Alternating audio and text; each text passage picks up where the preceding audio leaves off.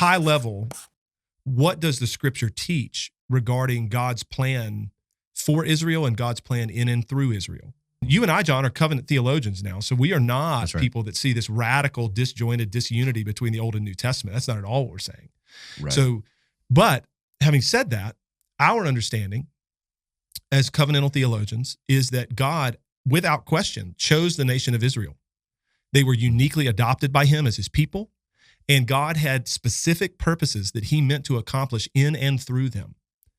And he established the nation through the covenant that he made with Abraham, where he promised Abraham descendants, like a number of physical offspring, and he promised a land that people would dwell in. He promised also that kings would come from Abraham and the like.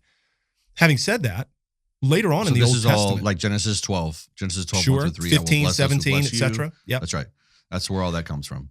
But then later on in the Old Testament, regarding the specific promises to Abraham, descendants and a land and kings and all that, when you get into the book of Joshua, when you get into the book of Nehemiah and other places, Scripture's plain that everything God promised that he would do for Abraham, he did it.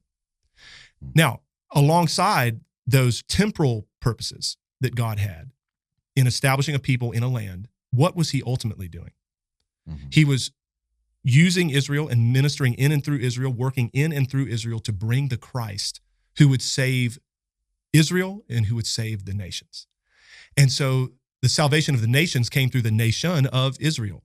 And so that people was established and put in the land of Canaan and governed by God's law and all of those kinds of things, and the covenant in particular that God made with David, after the covenant God made with Abraham and the covenant made through Moses with the people. God makes a covenant with David.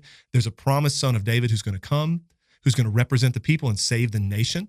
And we know that Jew and Gentile alike, anyone who will ever dwell with God forever in the new heavens and the new earth, has been saved by Jesus of Nazareth, who was the goal of everything that God was doing in and through this people. And that has to be remembered, because then as Jesus comes and ushers in the new covenant, and the covenant, to use our language, John, the covenant of grace is established with the coming of Jesus Christ.